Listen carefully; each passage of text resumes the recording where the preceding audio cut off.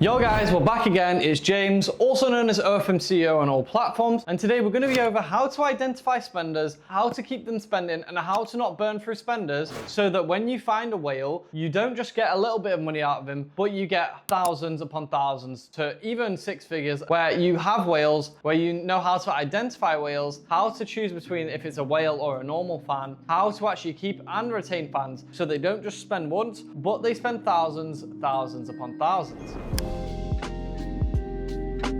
Now, whales aren't just found, they're also kept. Most agencies lose them in the week after they spend the biggest amount, through zero segmentation, zero aftercare, and the pressure that should never have been applied. Now, segmentation. Stop treating every fan the same. Tag them by spender, by cheap, by poor. Almost nobody does this. Every fan on the list gets tagged by spender tier list the moment a pattern shows. Tippers, mid-spenders, and your whales. Inside inflow, that's trivial to do, and it changes everything downstream. Why does it matter? Because a $5 tipper and a $5,000 spender are not the same customer. Blast them with the same scripts, the same offers, the same energy, and you've simultaneously overwhelmed the small fan and dramatically underserved the big one. Route your best fans to your best people, then route accordingly. Now, your top spenders are obviously going to be treated differently with white glove handling, priority responses, offer built specifically for them. A top spender isn't a line on a list, he's a relationship that you protect. Get this one right, and it moves your revenue more than anything else in this episode. Everything in retention starts with knowing who you're actually talking to and what they actually want. Spotting a spender without actually guessing. The signals are behavioral. So how do you spot one early? Now, there's no magic database here, and there's no algorithm that can tell you who's a spender or not. It's behavior, and how you read it on the ramp, we built on episode 2.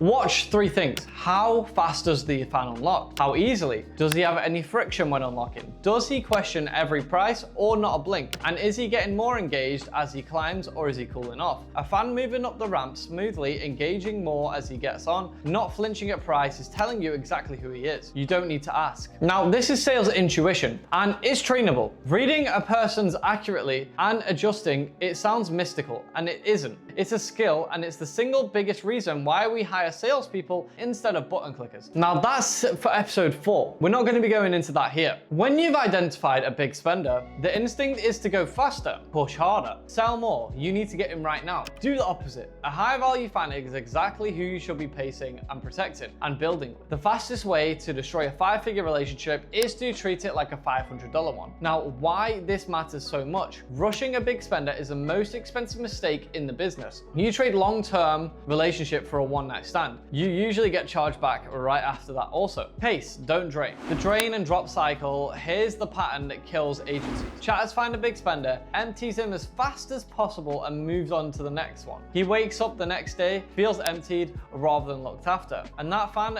he does not come back. Compared to pacing, you take money that he's comfortable with. You don't ask for more. You keep the experience good. You leave the relationship intact so that he returns within the next day, the next week, or whatever. One is transactional, and the other is an income stream. Now, you need to respect the limits of these whales, which brings me to the hard rule. I want to be completely clear about it. When a fan tells you he's out of money, that is where you stop. You don't press him. You don't challenge his ego like we do for other people. You don't hunt for him. You don't ask for another payment method. This is not being soft. This is being commercially correct. Now, this is different from when you're objection handling. Objection handling is when he's like, oh, I need to ask something about this, or oh, these payments aren't going through. Do you take any other payment methods? That is when your objection handling comes in. But when you've had someone who's genuinely spent money and isn't a time waster, that is who you don't push and who you push. For example, time waster. You will ego check him. You will wallet check him. You will be like, do you even want to do this? You know, you're really aggressive with it. When it's a whale who has spent a lot of money or is currently spending, and he's like, okay, I'm done for today. I don't have any more money. You don't pressure him into saying, give me more money now. Unlock this, please. I really need it. That is what low tier chatting does, and it kills those whales. But when you're making it less transactional, you're like, okay, no problem. Come back another time. We'll talk more. And obviously that's not exactly what you say, but you understand how you don't pressure the people with money. You only pressure the people without money so that you can get the people without money spending and the people with money also spending as well. And this is also when he charges back. You lose the money anyway, so there's no point in pushing him.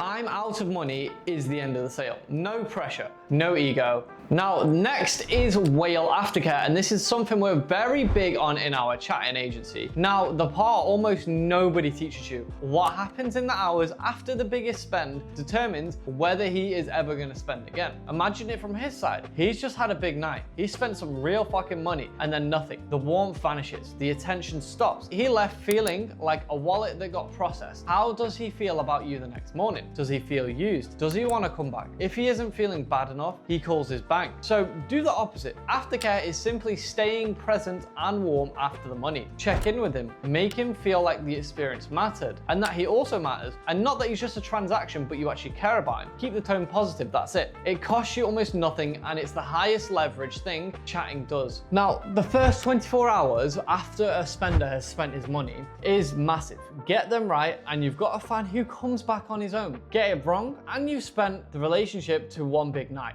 That's it. You don't get him spending again and the whale has gone. The 24 hours after a big spend are the retention window. Stay present, stay warm again. Make the experience feel like it matters. And it's the easiest revenue you'll ever protect. Aftercare works well because the fan is treated well, not because he's managed. Keeping the dynamic honest is what it is. A fan who always understood the relationship and was treated with respect is the fan who will stay for years or maybe a few months, you know. When something goes wrong, now card decline, banks blocked, stay positive. Real thing that happens constantly, a fan's card gets declined or his bank blocks the payment mid-session. How you handle this moment is worth a lot of money. The wrong move is frustration on his end, going cold, going quiet, making him feel like the problem. Because here's the psychology actually behind it. When you go negative, the fan goes negative and nobody spends when they feel bad. He'll disappear and he'll associate the feeling of this negativity with you and it'll be a disappointment. The right move is to stay warm, stay positive. It's his bank, it's not him. Keep the mood good, keep the relationship intact and let it resolve. He'll come back when it clears and he'll remember you when it clears. Also, that you didn't just cold him like most models would. Now, the same applies to a fan who's tapped out. When a fan is genuinely out of money for now, do not push him with silence. Don't bombard him with mass messages that he can't act on. Take him off the mass DM list, stay light, friendly contact, and let him come back when he's ready. He almost always does. The fan you treated well while he was broke is the fan who spends. Why it pays chargebacks and disappearances mostly come from fans who felt pressured, ignored, embarrassed. A whale who waits is a whale who leaves. Two operational pieces to close. First, coverage. Your biggest spender messages at 2 a.m. If nobody answers till a few hours later, he's called off or is spending in another model's inbox. This is exactly why we run 24/7 UK US chatting. A top spender gets a real, fluent, on-brand reply in minutes. Now, we set our reply limit to literally 2 minutes on OnlyFans for our chatters. Maximum 2 minutes, and that's pushing it. We aim for 30 seconds because that fast response is the difference between him going to another model and spending or him staying with you and actually spending. And this goes again for any fan. This goes for time wasters. This goes for normal new fans. This goes for whales. You need to make sure that your replies are fast so that when they are fast, they actually feel engaged. They feel like, okay, this model likes me. This model actually wants to reply. This model actually wants to talk to me. And make it so it's not blunt messages as well. Always make your messages engaging so it's easy for a fan to reply to you. The easier it is for a fan to actually reply to your message, the easier it is for him to go and spend. Lapsed spenders are the quiet money that are on accounts. Second, win back. A fan who spent big and went quiet is not gone from, for example, past agencies. He's a re-engagement sequence away and it's the cheapest revenue in the business. It's no traffic cost. It's no acquisition cost. It's a relationship you already built or a past agency built. Now, the way we do this by getting spenders back is very strategically. So we have spending lists, and I'm sure you guys too, on inflow, right?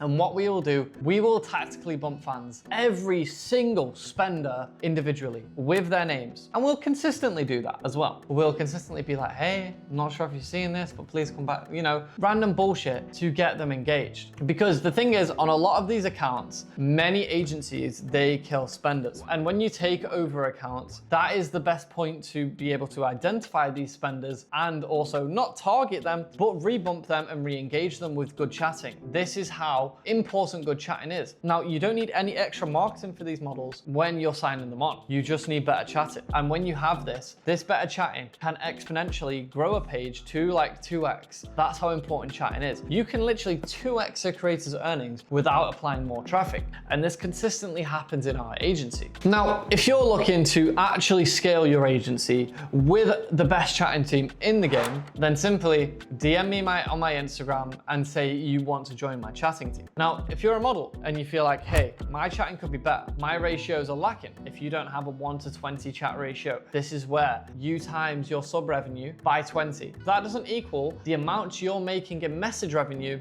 then you have a clear gap in chatting. So if that is either you, your agency, you're not hitting 1-to-20 chat ratios, please drop me a DM on my Instagram, OFMCEO, and I'll get a reply to you very quickly. Now, that is all for today. Hopefully you guys now simply understand how to identify whales, how to keep whale spending, how to identify past whales that are on accounts that need re-engaging. All this hopefully starts to make sense with the past 2 episodes as well. And this is how you actually start building your knowledge on chatting. Now, any questions or anything you may want to know, leave in the comments, hit subscribe, like, all that fun stuff. Peace.